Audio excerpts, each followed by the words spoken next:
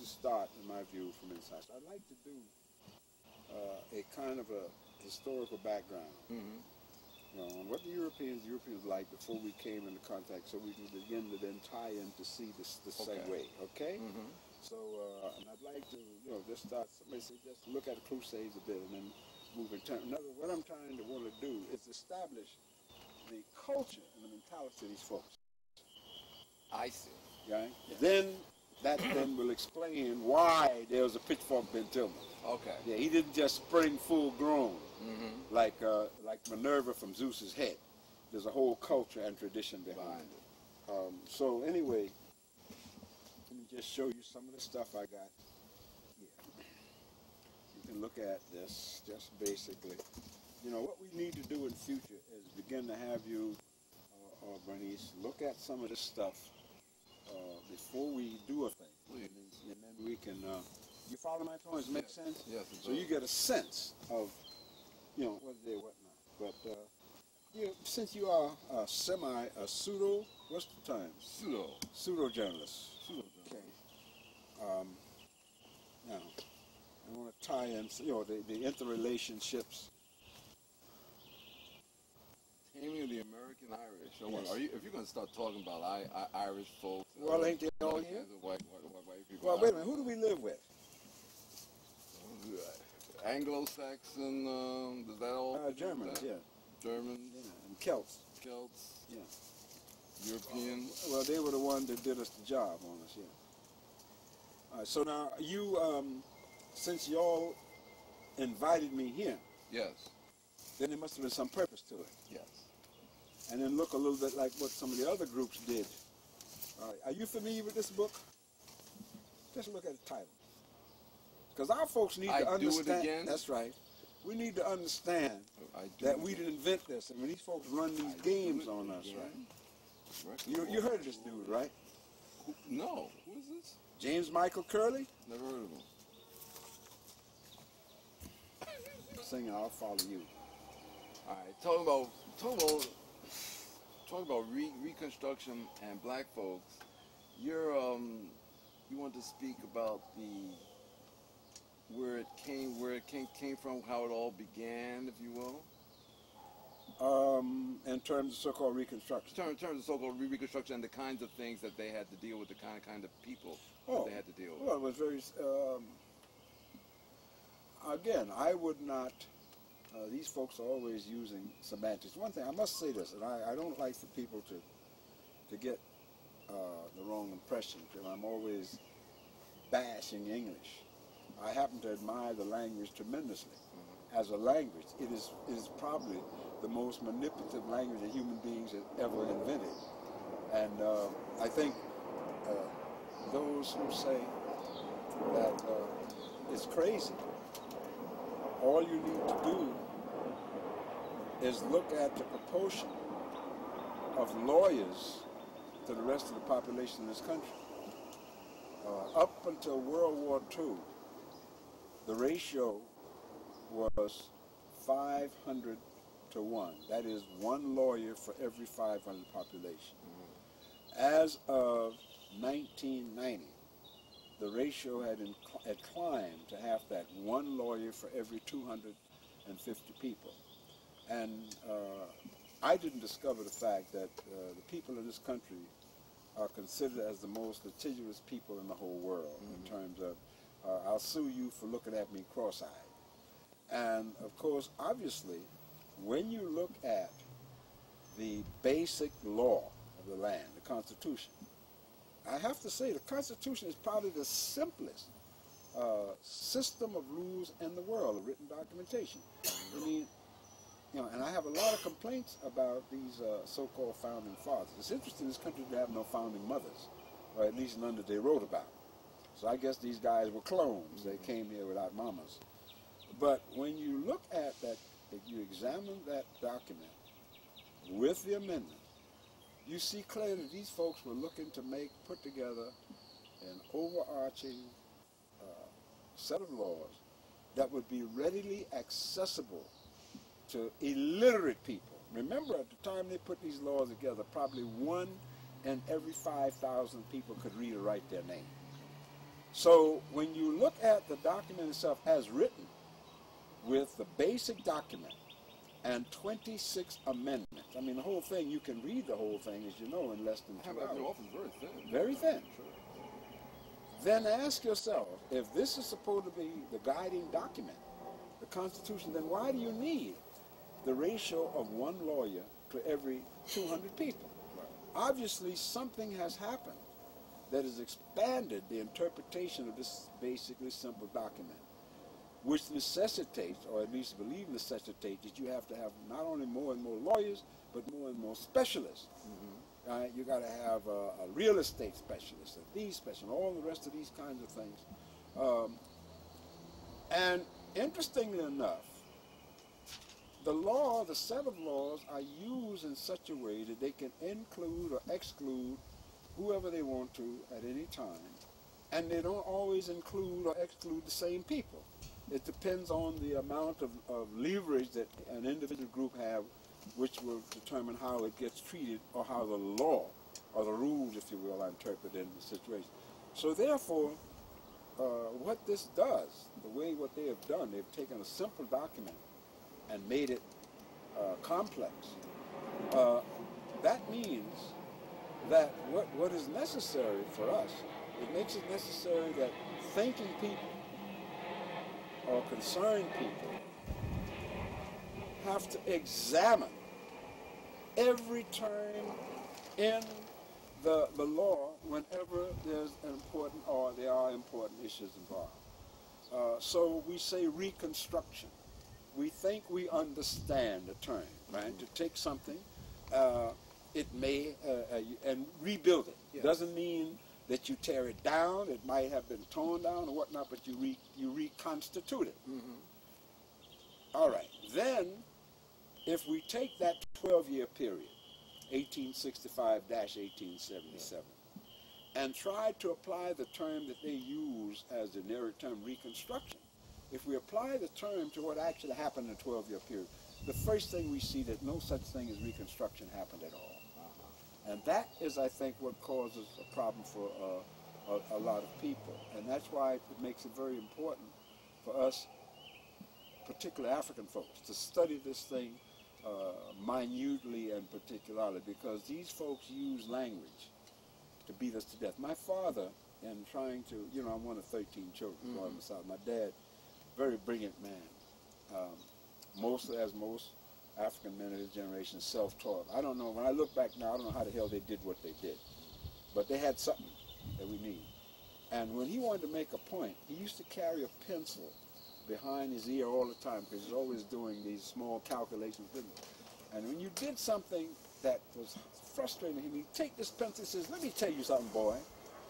He says, "I'm trying to teach you something about survival." He says, "You see this here pencil? The white man takes this pencil and kick your butt from here to hell with it."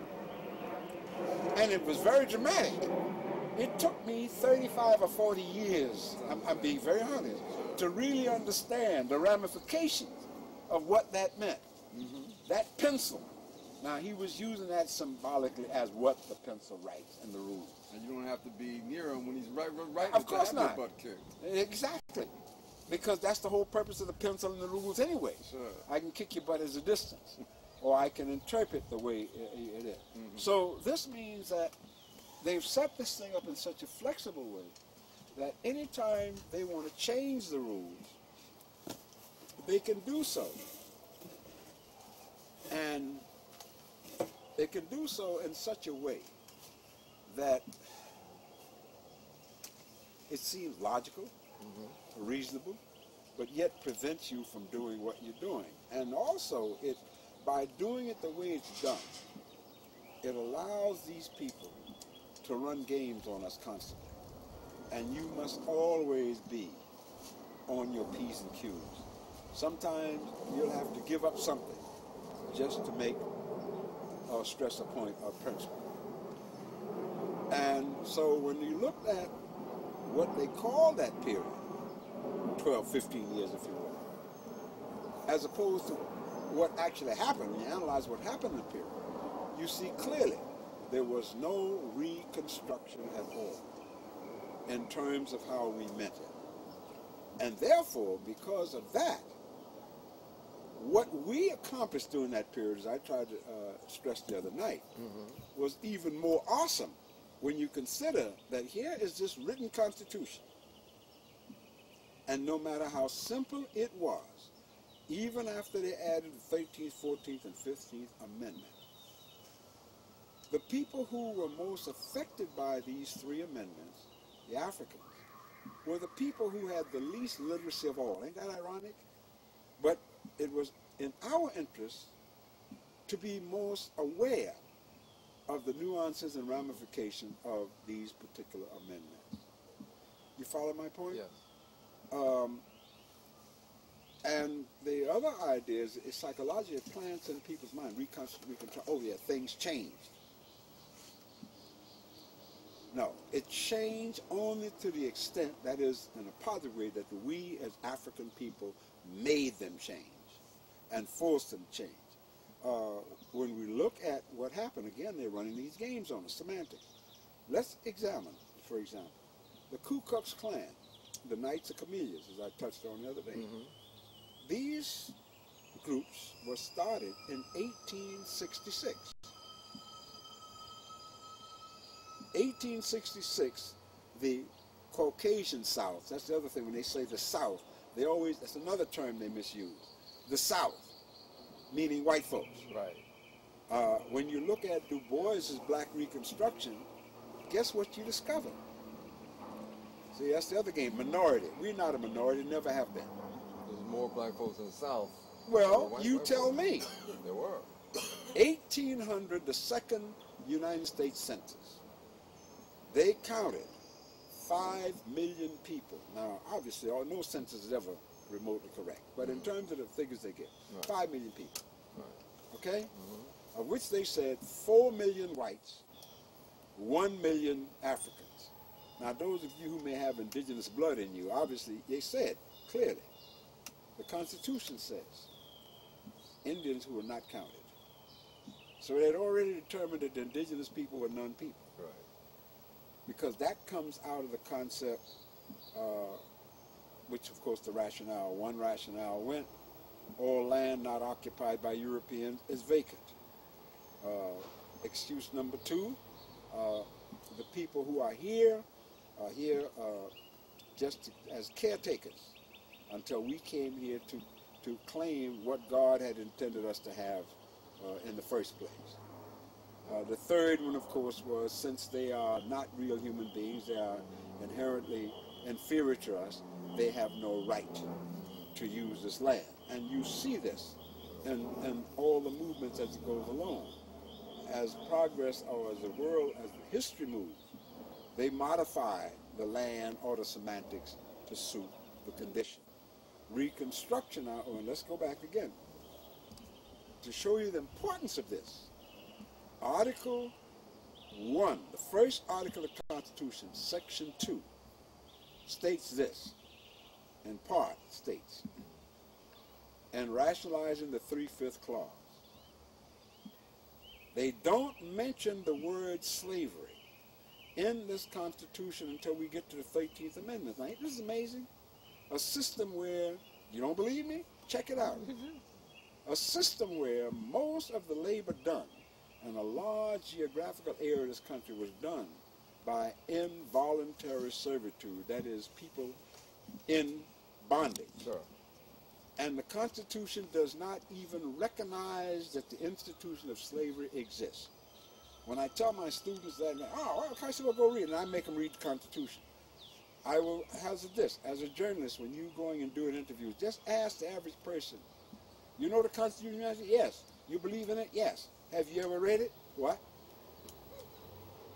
I mean, the basic law, what's purported to be the basic law of land, has not been read by over 95% of the population, and who don't have no intention to read it, because they've been programmed to believe that they know it. And when they read, like, the Declaration of Independence, they think it was a communist document. Right, well, and the other point about that, when they fling this and wave the Declaration of Independence in front of you, I would like to see anybody go to court and try to use the Declaration of Independence as a defense for some action. The Declaration of Independence is nothing but that. It is a declaration of intent or a rationale for what they are about to do. But it has nothing to do with the law of the land. At best, it's a statement of principles, and they're principles which none of the people, Thomas Jefferson? What was that? We hold these truths to be self-evident, that all men are created what? Equal, and they are endowed by their Creator with certain inalienable rights, among these life, liberty, and the pursuit of happiness. Right. And when Jefferson wrote those words as a rationale for why they were going up against constituted authority, he at that time, as he wrote, had over 300 human beings in involuntary servitude, providing for his comforts on his land. But he was speaking about white men. But that's not what. But it says all men, and all right, if so you that's all my men point. to be white. Exactly. So obviously then, and the only way that can make sense, and this is why I was telling young people, use your mind. The only way that can make sense then, as written, is obviously they are saying, what about us? Not men. That's right. We're not human beings. That's right.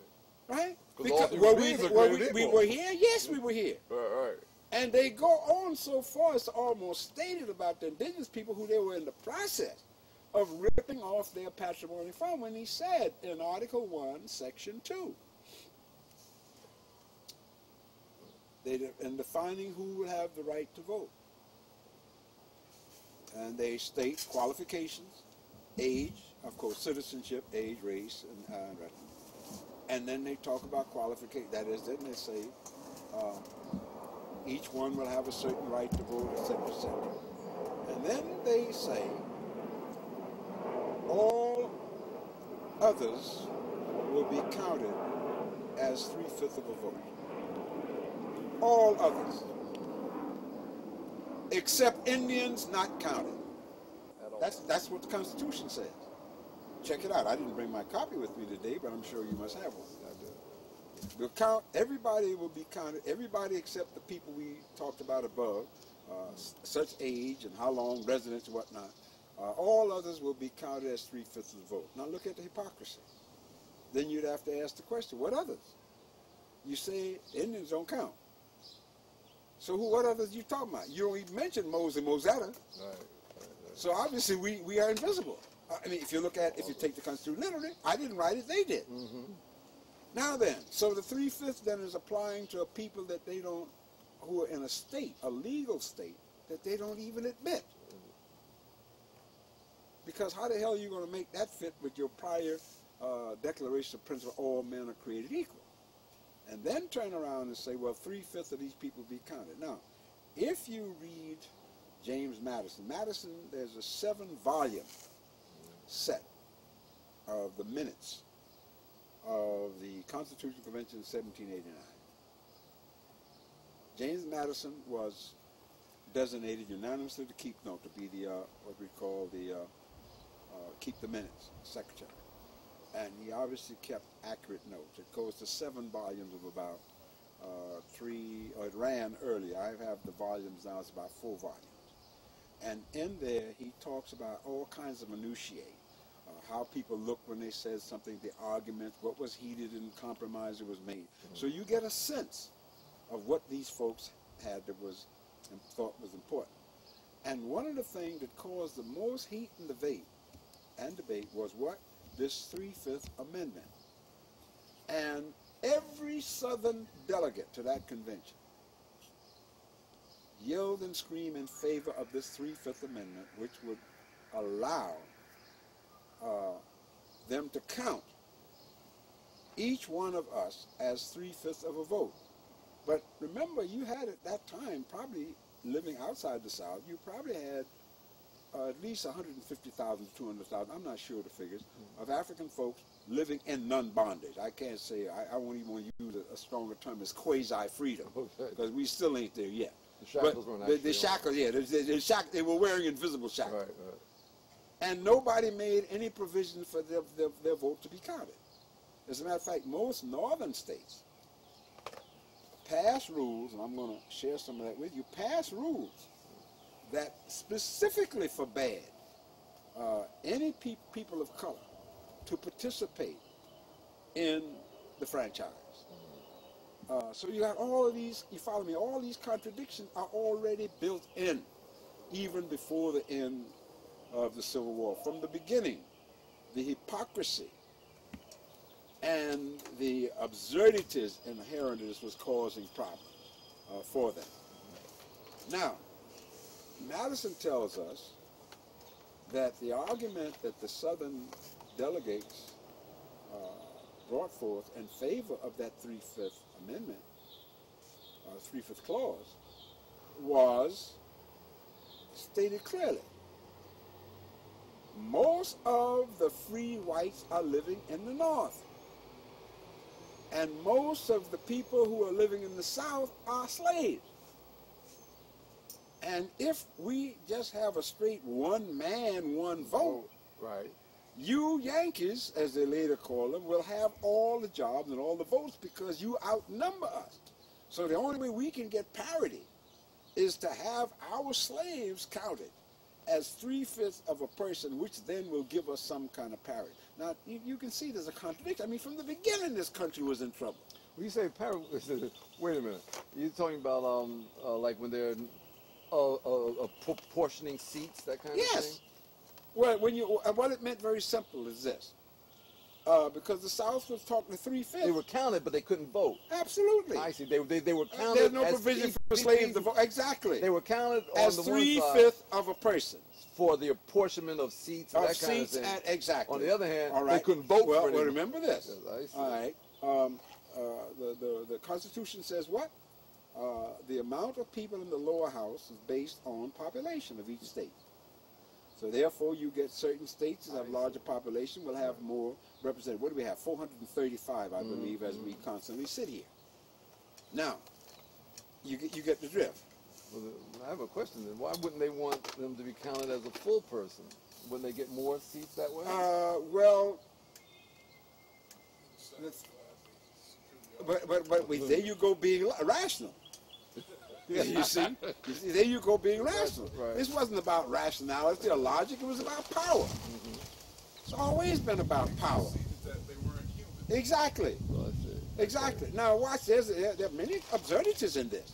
Not just the one that would that touch upon us as emotionally, but let's look at this. They're counting. Listen to this: 3/5 of all of us, grown folks, children, male, female, women, and men. Right. Everybody gets counted, and babies gets counted as 3/5 of a vote. Right. The Constitution gives who to vote? All white males above a certain age and over. Now watch this. I see some absurdities on top of absurdities. All white males above a certain age had to have been a citizen for so many years, etc., etc. And with all this garbage they talk about this great freedom and equality, you had to be in possession, after all the other thing about residence and births, and of course you could only be president if you were born here. From the beginning, they set up that qualification. Then on top of this, hold on to your hat, they said each potential voter, or each voter, each exerciser of the franchise must be the owner of 50 pounds sterling or its equivalent in property. Now, you say 50 pounds sterling, you may be thinking in terms of dollars. But 50 pounds sterling in the latter half of the 18th century would buy you a damn fine living. If you earned 50 pounds a year, we want to put this in real terms, you could have a home of any very comfortable dimensions. You could have a cook.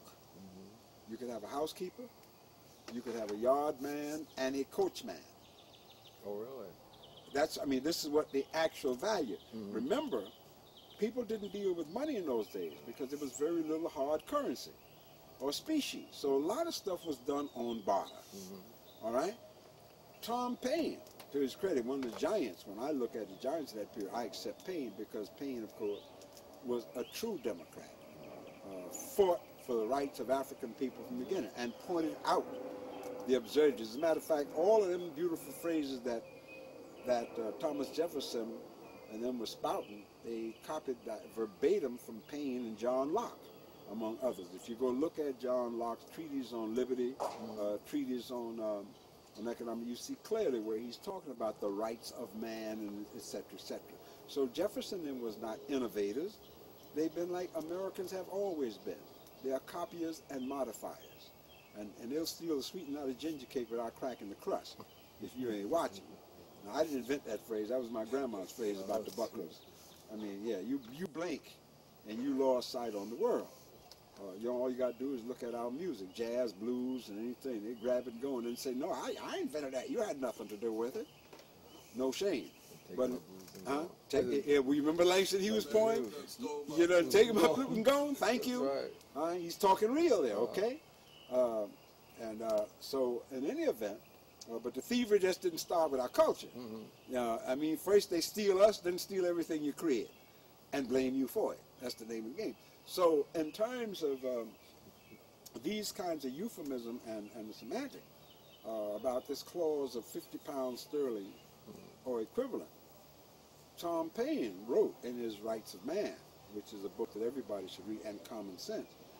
He wrote and asked the question, all right, if property then is going to be a qualification, 50 pounds sterling or a property, he said, suppose I go up to register to vote, and the registrar says to me, do you have 50 pounds sterling? No, I do not. Do you have anything of the value of 50 pounds? Yes, well, the mule I rode up here to vote on, I just bought him 2 years ago, and I paid 60 pounds sterling for him. You have a bill of sale? Yeah, well, I bought it, but just happened to have it on. Okay, right. So you got it and you vote. 4 years later, you come back again. The registrar looks at the register book and he says, oh, Mr. Graves, I see that you gave us the idea that you had this mule that qualified you to vote. Right. Yes, I did. Do you still have the mule? No, sir, the mule died. Then you can't vote. Right? So Tom Paine then asked the question, well, who had the right to vote, me or the mule? Obviously it was the mule. When I come with the mule, I can vote. Okay. I come back again, the mule is dead, I've lost the franchise. So what kind of sense does that make? They didn't take long to throw him out of the country and headed him toward England and says, don't come back. You know, everywhere he went, they was on his butt because he took freedom seriously. So you see, by the time we get to this post-bondage period, the contradictions were already embedded in the system. You're counting 3/5 of all members of a particular group, men, women, children, male, female, who cannot cast a vote. But the people who are exploiting their labor gets to use their presence to count, but yet at the same time, you're not classified as a human being. And so when you come to this period that Du Bois wrote so succinctly about, and the only one, particularly of his time, until the age of Kenneth Stamp and whatnot, any thinking person can see the absurdities, not only the absurdities, but they had no intentions of altering the position of African folks any more than necessary. If you recall the Thursday night you came, I read the statements that Abraham Lincoln made to this group of African men and told them point blankly, what? I got some money, I want you to take your people, not the ones in bondage, the ones who are quasi-free, and go somewhere else. And we give you some money and give you the ships to go. Right. Because as long as you're here, we're going to always be separated. Nobody on either side of this war gives a damn about you one way or the other. And yet they're killing each other. And again, blaming the victim. What does he say? If you were not here, but for your presence among us, white men would not be killing each other. Right. Now that's the good guy. That's my Abraham, the great emancipator, who didn't emancipate nobody. You know. But there was no question on what side he stood on. if I could preserve the Union, which is my purpose, by freeing a few slaves, I would do that. If I could preserve the Union by freeing all slaves, I would do that. If I could preserve the Union by freeing anybody, I would do that. I do not believe, because he's going on to say, wherever two different people live side by side, one of them must rule. And since I am white, I am in favor of white rule. Right. I mean, if you read the Lincoln-Douglas debates, long before he became president, he was on record time and time again. He says, I've never advocated and have no intention of advocating granting suffrage, voting right to Negroes. This was during the Lincoln-Douglas Douglas, debate? of course. But that's always held up as an example of Well, that's American, why I say to y'all, and you see, politics at you its see this best. young man over here, Yes. the biggest responsibility that we as elders and scholars have is to put the information out there so that they can get it and use or point out where they can find it. Because at some point, we have to begin to examine and analyze ourselves what happened rather than what other folks tell us that happened. And you know, this is, I guess, why one of the reasons why we're here. If you just look at, like I tried to do on BI, Right. and if you notice, if you got the tape, a couple of ladies called and said, "Thank God I've lived long enough for somebody to come and tell the truth about our experience." This lady said to him, "Listen." One lady said, "I was born here. My parents took me to the West Indies. And when I came back, what did they do? Put her 2 grades behind." Isn't that what she said? That's right. You got it on the tape. Sure, that's right. Right? There were a couple of ladies who were teachers who were brought here from the South and had the same thing done to them. Nobody even sat down and said, let's take a test to see what level you perform. Where'd you last go to school? Your mother took you into a registered school. Where'd you last go to school? Savannah, Georgia. What grade? 5th grade. Okay, you're now in 3rd grade. Right. Now, look at the consequence of this. People say, well, so what?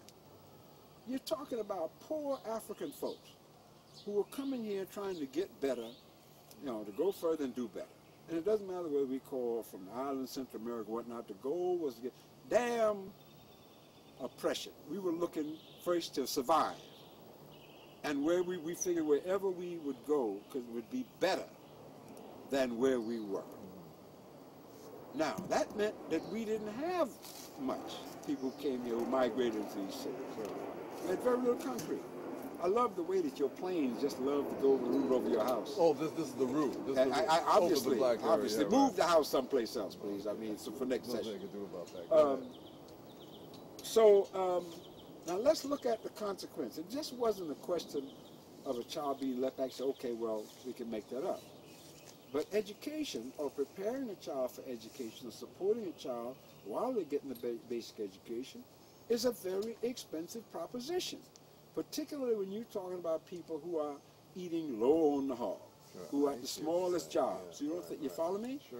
So now, when a child, instead of graduating high school, that child is now in the 10th grade.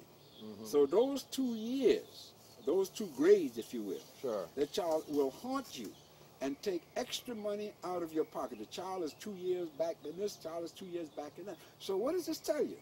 The system never really had any intention of educating us in any meaningful way for ourselves. This is obvious, and I don't know why too many of our leaders can't point to, well, I guess maybe people just ignorant or they don't want to think. So when I talk about these people say, well, my God, I've known these things for years. You heard the conversation, the board was lit up, 50-some people have to go back again because people don't talk about the things they didn't know about. And again, look at the culture. Mama says, okay, well, Mrs. Graves, yes, well, your child can only work in 5th grade. She went to, and they just made this arbitrary decision. I mean, it wasn't a question. They didn't even know what the hell was taught to you in the South, or what was taught to you now. Sure. They just arbitrary. Well, if it comes somewhere else, my system is better.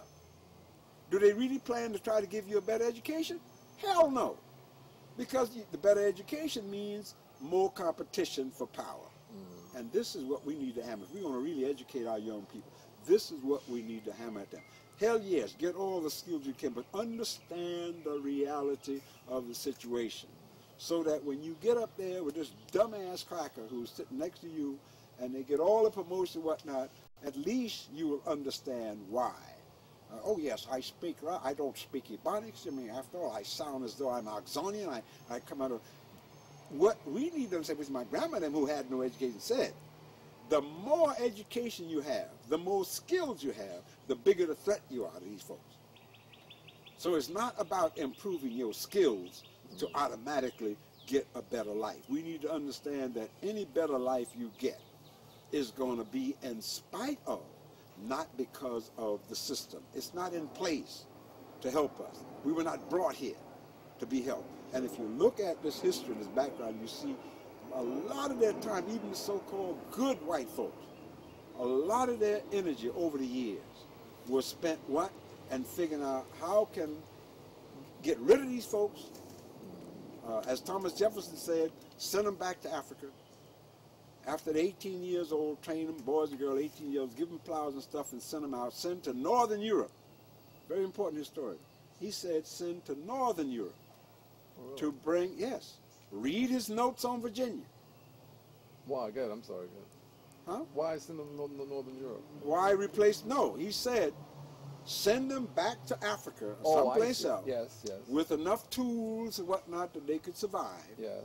Implements of plowing and whatnot.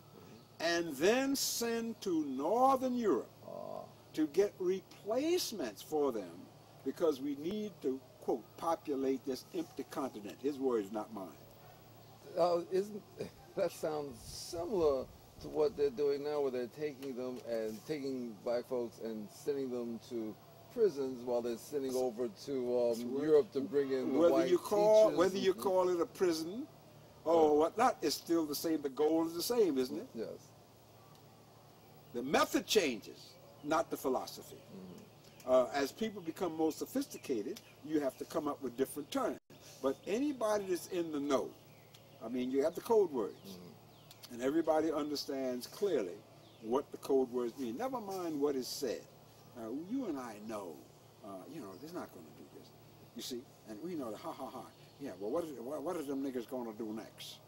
You know, so I didn't make this up, but Thomas Jefferson states in his notes in Virginia, send to Europe, Northern Europe. He specified, he didn't say send to Europe, Northern Europe. Now, you don't have to be no genius to know what kind of people live in Northern Europe. I think we call them Nordics, Anglo-Saxons. Yeah, he ain't want no Slavs, in spite of the fact they've been bombing Yugoslavia, they can't even come about so-called ethnic cleansing, which is a big crop, because we know it ain't about that. No Slavs, no Armenians, certainly no Jews, certainly no Southern Europeans, meaning Italian, and certainly no Mediterranean Europeans, because as you know, even the Italians say that everything south of Rome is Africa. That's been a cliche of of Italians for God knows how long. And if you doubt that, just get on a train at Rome and get a local train, a slow train down to Naples, and watch the complexion of the people as you go south. So Jefferson was very well aware of this.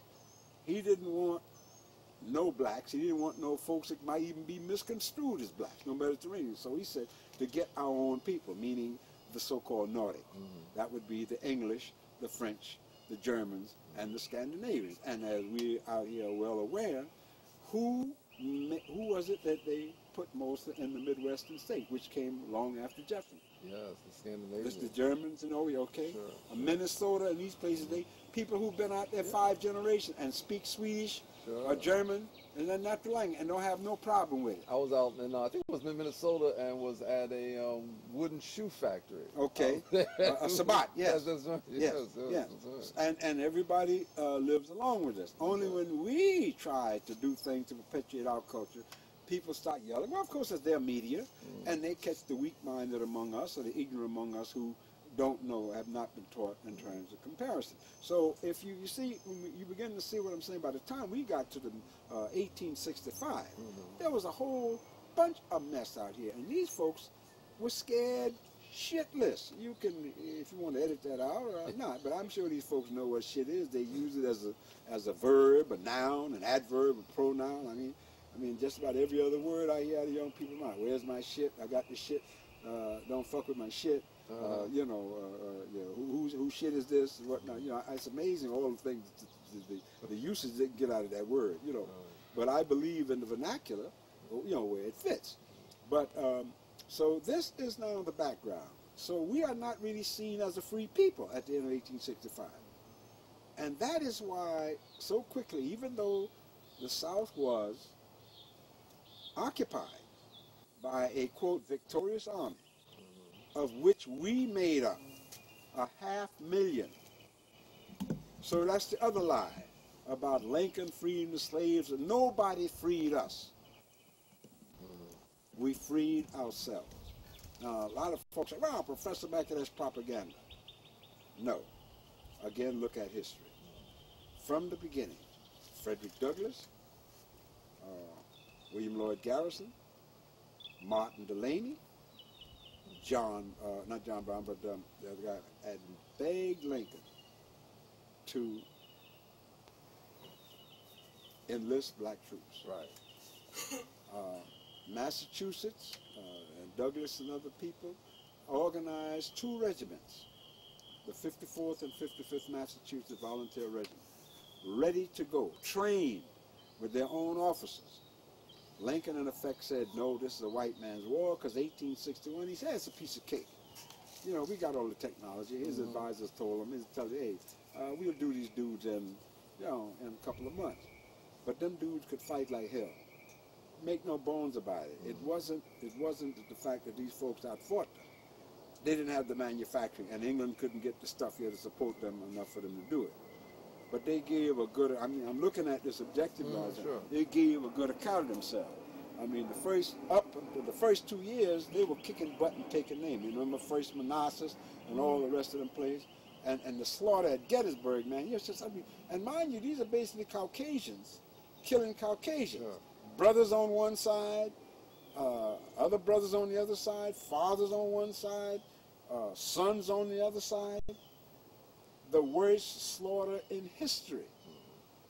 Now, you would think that at the end of that war, the side that was victorious, the so-called North, or the Yankees, okay, we got it. Let's complete this emancipation deal. But they didn't.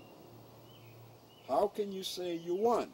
How can you say Reconstruction when the losers, in less than 6 months after the end of the war, are organizing terrorist groups to harass the former bondspeople? Now you're organizing the terrorist group, and you're in occupied territory. You're in territory that's occupied by northern troops. And how is it that you can go ahead and form your terrorist Not only organization? form, but immediately start in the countryside, burning down places, taking black people out, whipping them, beating up, burning down their houses when they built one. Let me tell you something else about us, that in less than 1 year, we are scuffling to get a base. With no education. That's why I take the position that this was among the most heroic period for us in history. Because that was the period where we had to build our community from scratch. Just as we had to do in the Caribbean a generation before in 1834. Talk about that. Huh? Talk about that. Yeah. Building that community, the things we did, how we did. Well, let's give an example of what we had to overcome. So this tells you clearly, if you just look at what happened. Quickly, let's go back and look at the Caribbean. 1834. Oh, let's back up to show how these people planned. The British Colonial Office, 1800, had come to the conclusion, because there were uprisings all over the place. The Jamaicans were burning crops like they were going out of style. They almost couldn't find sugar cane to plant. Maroons in the hills. They're losing control over and over. They can't bring any more of us from Africa because they say they spoil the domestic one, right? You got a problem. And you realize these are small islands, and you don't want to get caught in a long 200 or 300 year war. Mind you already had a 30-year war in Europe. You already had a crusade of 200 or 300 years. And now you're going to get in another war where it's very easy for the people to recognize you because you white and they black, right? You just now also are looking at what just happened in one of the islands across from you, Haiti, right? Where Toussaint Louverture, Jean-Jacques Dessalines, and he had put a hurting on the best troop. Who had the baddest army in the world at that time, according to them? Napoleon. That's right. And they kicked his butt up one side and down the other. And, of course, because it was the Haitians that invented modern guerrilla warfare. Well, as my grandma say, you have to know them things. But the English are not idiots, whatever they are. They didn't get to rule 25% of this world by being stupid. Dumb, yes, but they understood certain things, and they were crazy because they killed crazy, as they still are. But in any event, they also tried to think, and in 1800 they looked out, and as they saw it, they projected that by 1850, slavery would be over in the English Caribbean, all over. So they started to put in place what they thought would be a logical replacement for slavery, which would, of course, maintain British control and power. Now, they didn't have no plan for sending us back to Africa, because who was in the Caribbean? 90% or more in the Caribbean was us. So the and how big is Britain? 58,000 square. Well, it's 52,000 square miles, smaller than the state of Georgia. Okay, and at that time they had about 6 million people. When you look at what they did, you figure they must have done it with mirrors. So they knew there was no way, unlike the United States and these islands, that they'd be able to repopulate these islands. They knew we were there to stay. They didn't delude themselves like the folk their brothers did here. So the question then became, as the colonial office saw it, is how do we put in place a system after the bondage is over to allow us to control these people and keep them from becoming a challenge to us. And the system, as you know, the form system they put in place was, and they started training for this in 1800. As it turned out, they didn't have 50 years, they only had 34. But by the time 1834 came around, for the so-called emancipation of our brothers and sisters in the Caribbean, they had put in replacement the most important thing that they felt, and that was an education system set up to maintain British power. A system that boys would be trained separately from girls, right? They would be trained in arts and crafts, not in the sciences, not in the liberal arts. In other words, boys would be trained to be carpenters, plumbers, other kind of thing, under white headmasters, British headmasters. Girls would be trained for what they would consider the fine arts, sewing, the domestic arts, under a British headmistress. Now, the theory, and of course, no grade beyond, I think, the 5th form. No school, no school above the 5th form that would allow you to go higher. So when you reach that 5th form, no matter what you achieved, it was then up to the home government or the resident governor of the particular island to determine who, if any, would be eligible to go on to England to attend Oxford or Cambridge, which were the two basic schools, right? Now, they ain't giving you no scholarships. They just saying, okay, if you can find the money and your fare to get over there and to whatever pay through, then you can go. But they wasn't letting too many people get by. That's why you had for so long, well, in Barbados, you had a few people like Sir Conrad Reeves and others. But like us, they had the people that lift themselves up without a bootstrap because you didn't have no boots. So you don't need no strap if you ain't got no boot. Now, the other plan was how much should the masters, if you will, be paid? How much compensation should they be paid for their vested interest in us? And when they came up with the figure, the amount escapes me now, it turned out that it was more money than the Brits had in their treasury, in the exchequer. So what do? They call in, who else? The Rothschilds. Did you notice? Yes. And they borrowed the money from the Rothschilds, as they later were to do to purchase the Suez Canal. Borrowed the money from the Rothschilds. And they're still paying the interest off on that, by the way. Which I have a question. Yeah. Rothschild has had a major an auction of the works that had been stolen from them in Austria, the artworks. There was what from them? There was some Stolen from them? They were stolen I from see.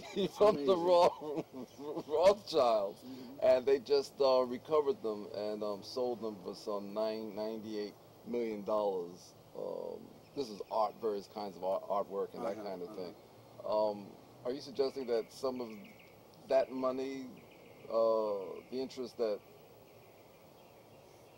is still being paid on those original I am monies more than is still in their suggesting, accounts? I'm saying that it is still being paid for the same reason that we here are still paying off interest on the IRT subway.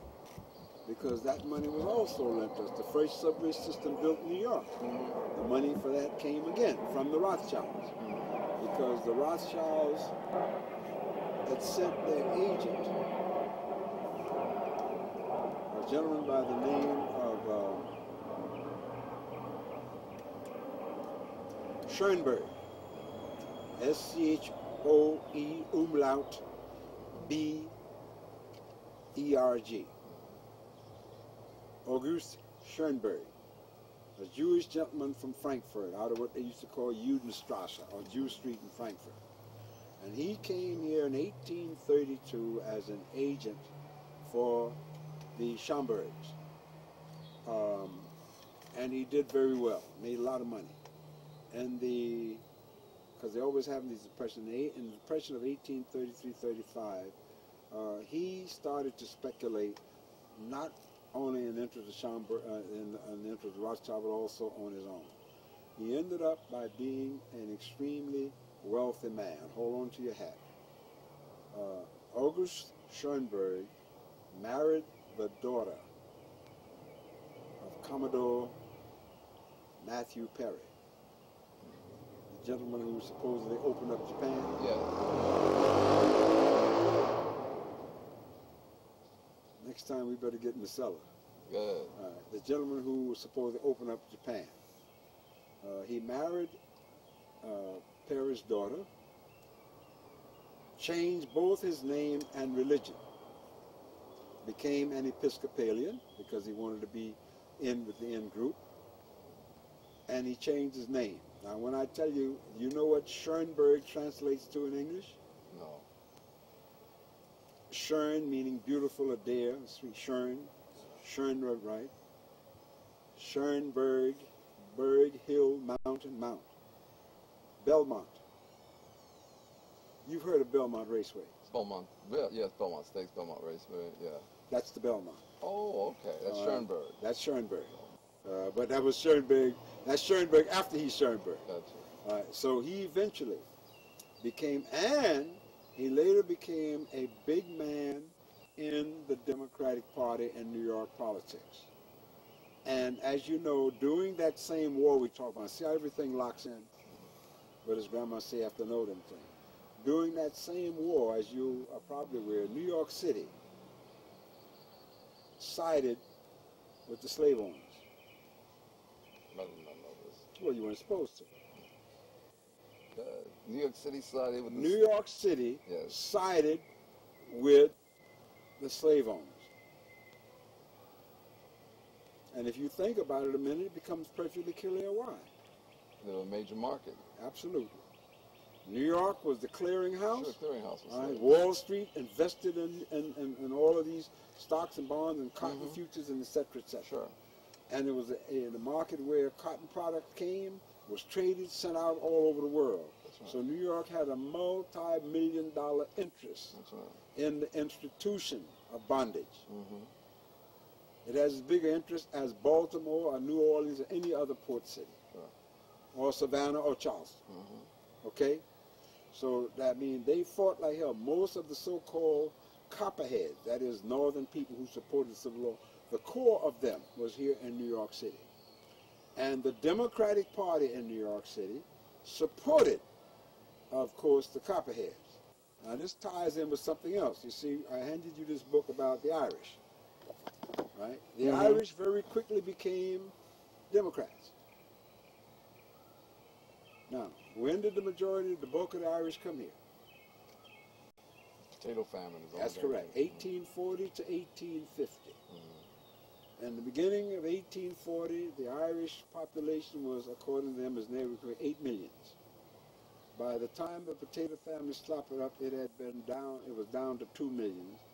About 3 to 4 million came here, and the rest starved to death, literally. Now, was the starvation necessary? No. Why would one crop, the failure of one crop, cause a devastation against the people? Very simple. The British used Ireland the same way as we were used in the South. Agricultural crops which were market crops. Right. The Brits controlled Ireland and Iran. The Irish were tenant farmers on their own land. And since Ireland is not that big an area, it's only 52,000 square miles, land was at a premium. Therefore, the British did not want the least land set aside for table crops. Right. The more land could be devoted to commercial crops. So the only crop that they allowed the Irish to grow was the potato, because the potato proliferates. You plant one potato vine here, and when that thing fill up and you pull the potato up, you have one plant, you'll have 20 potatoes down under the ground. So they figure, and potato, of course, is very nutritious. You eat one Irish, but we even give the name Irish potato. You eat one potato, a medium-sized potato a day, it gives you all the nutrients you need. Now, work on, because that's kind. And now, when out of leaching out and overproducing and not fertilizing the land, the crop started to fail. And the Brits refused to allow their Irish tenants to plant any other crop, to eat any other table crop to replace the potato. As a result, of course, people had to either die and they had no money to get away.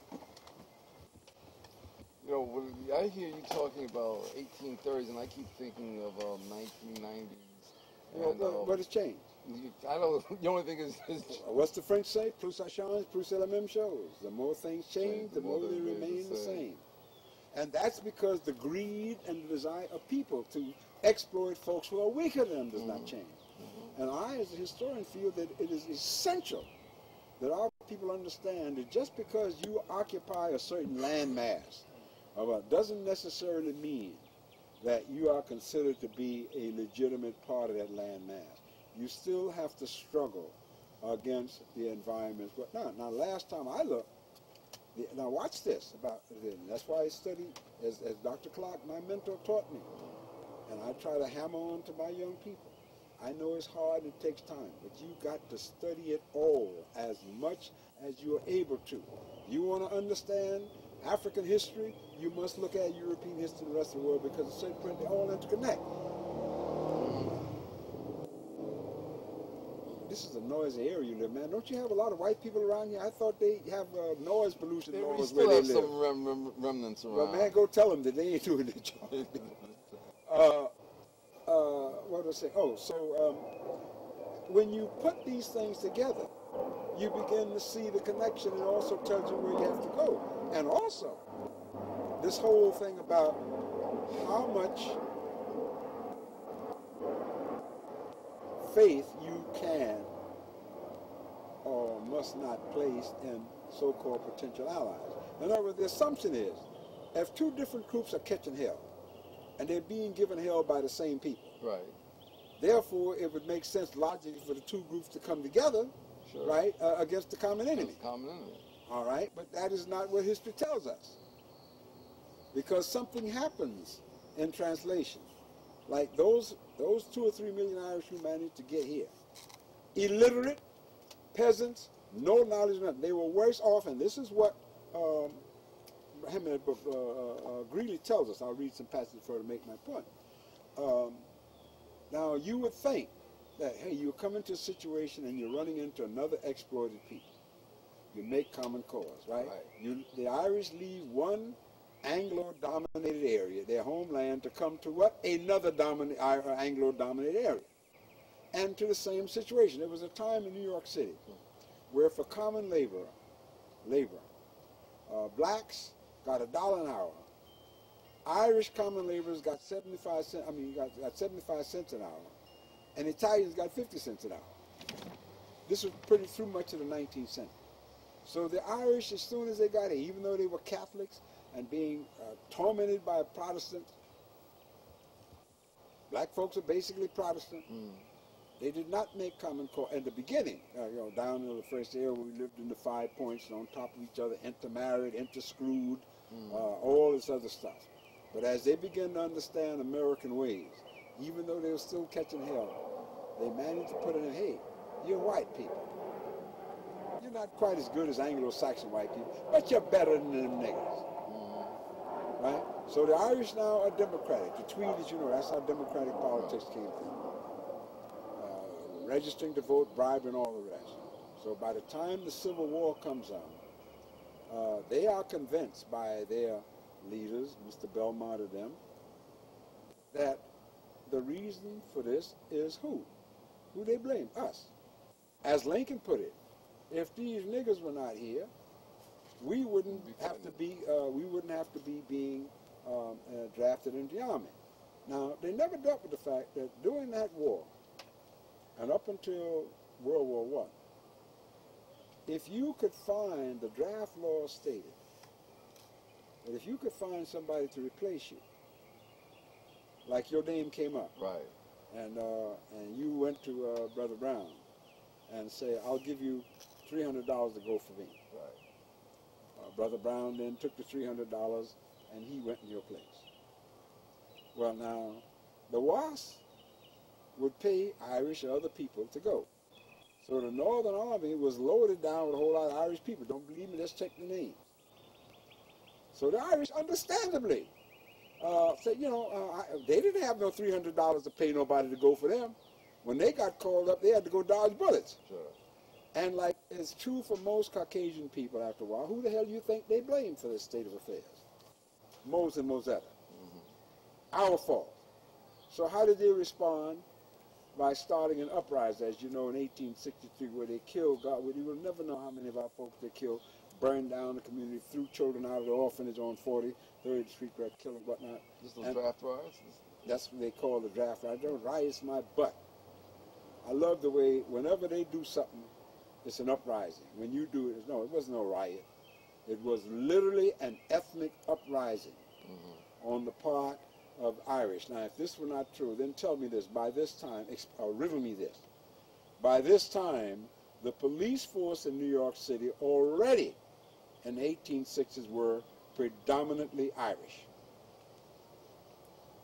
And when these uprisings broke out, who you think the police sided with?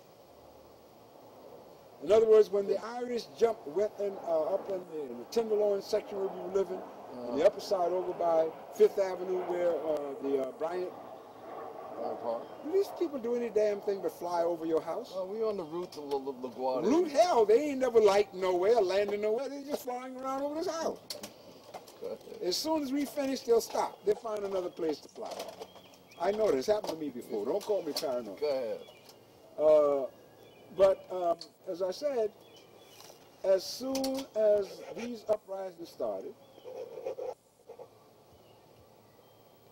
black folks ran to the police for protection.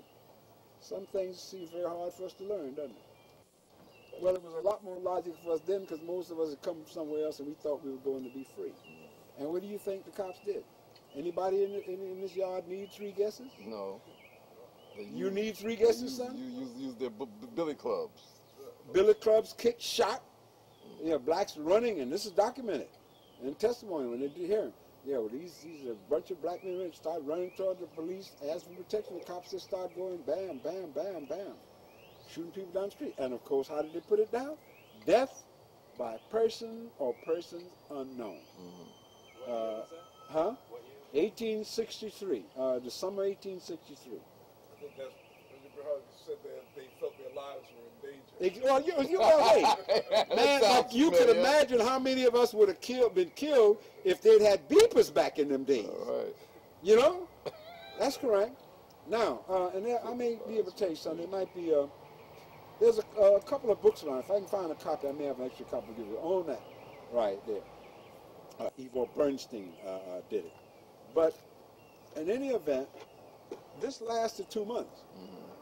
Now, I don't know how you can define an uprising where people are burning down the whole city as a riot. You know, This lasted for 2 months? yes. 2 months? Is that I right? never heard of that. I always thought I of it beg as your being pardon, there's as enough, as my grandmother would say, there's overnight enough stay. you ain't heard of to make another new world. Let me get some, give me something to drink, please. Something to liquor. Yeah, let's get some. Can we get something to drink? Some orange juice would be fine, please. Yeah, okay. In the kitchen, the table. Yeah, and yeah, in the refrigerator.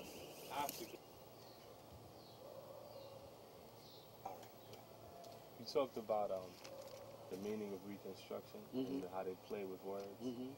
But was it, in what ways was it successful economically, and in what ways was Okay, it it was success. Well, the successes economically, the successes we had were the successes that we made. In other words, you have to see that the things, a lot of the things that they take credit for that happened during that 12-year period, or I like to say the period between 1865 and 1900, had nothing to do with any efforts on the part of the powers that be to help us. You follow me? In other words, you can find during that period, and I want you to read, if you can get a copy, read Du Bois, Brooke, and Kenneth Stamp's Reconstruction thoroughly, because you will find that at every turn that we made to try to help ourselves, the powers that be either stymied it or turned their backs on as our former enemies did us in. Now, so what I'm saying, and why you heard me say before, I think the night you were over, and I said that was a heroic period for us, and the reason I say this is because, and I'll repeat this because I want you as a young person to understand this, and you're going to have to be the one to carry this on. When we come out in 1866, just use your head. What did we have in the South? What did we have? Nothing. Nothing. As Dr. Lewis said, yes, we had institutions. But those institutions could only work to a certain level. We didn't even have the right to a family, son. When you think of that you could not, as a father, you could not have anything to say about what happened to your child. Because your child was owned by who? The master who owned you or your wife. And one of the things I want you to do when you get your time, Brother David, you can work with him on that. I don't know how you go about it. Yeah. And I have to take this sidebar because this is probably the last time we get a chance to see. The thing that really worked for us, we had in those days a very active and effective black press. That's why the black press was born. And if you, at one point, like when I was growing up, up until the end of World War II, every city, a community that had a population of 30,000 African folks or more had at least one black newspaper. New York at one time had 5. Now what that means, these newspapers existed as any black paper didn't exist for the purpose of general news. It existed to articulate the needs and the problem of the African folk. And therefore, the original black newspapers in that period dealt with specific issues that were of conjunction to us. And to understand the importance of this family thing, maybe Brother Graves can help you. I assume that the Pittsburgh Courier, Dave, Yes, sir. the old Amsterdam News, the Black Dispatch, the Chicago Defender, these are classic black newspapers, the Atlanta Daily News, must have archives somewhere on the internet where you can plug into the historical stuff. Well, the Schomburg has them on. All right, Schomburg. And go. All right. Well, what I'd like you to do, specifically look at the Baltimore Afro-American, Pittsburgh Courier, Norfolk Journal and Guide, and Chicago Defender from the period between 1900 and World War II. That's in 1900 and 1942. And look specifically at the personnel columns.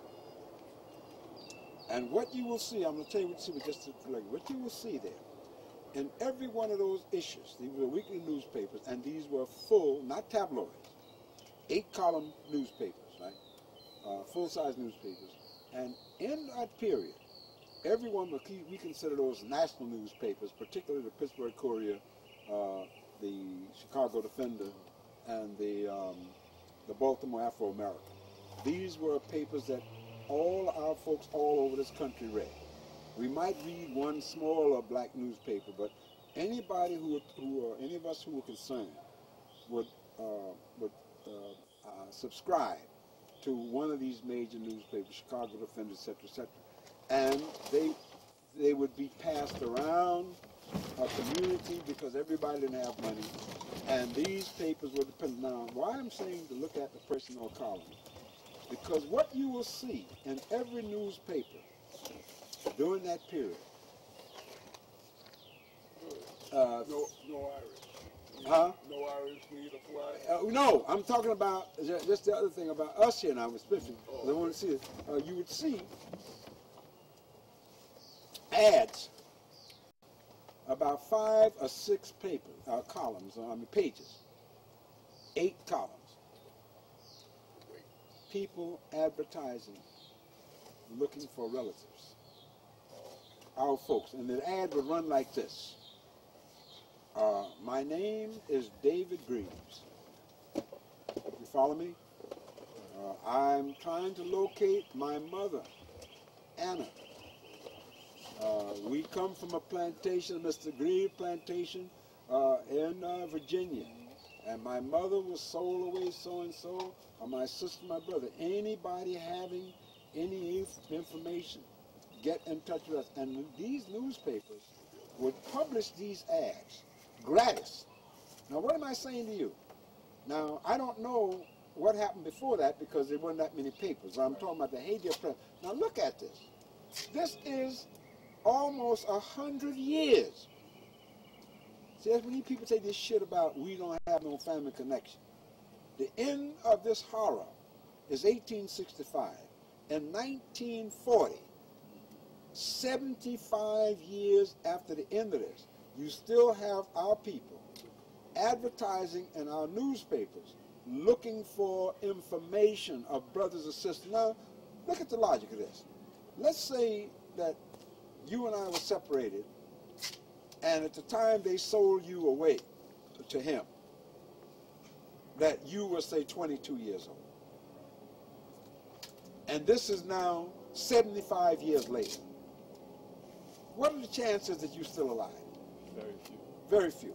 And people older. But the desire for family and to make connection that our people, son, never gave up. They kept those ads going until after